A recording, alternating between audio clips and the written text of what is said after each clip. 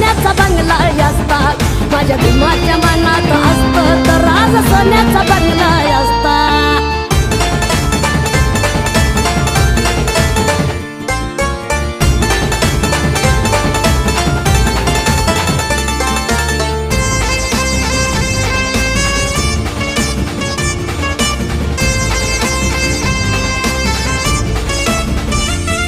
या बहुजनावर भीमाचे उपकार किती, रातोरात झाला असता अर्भोपती.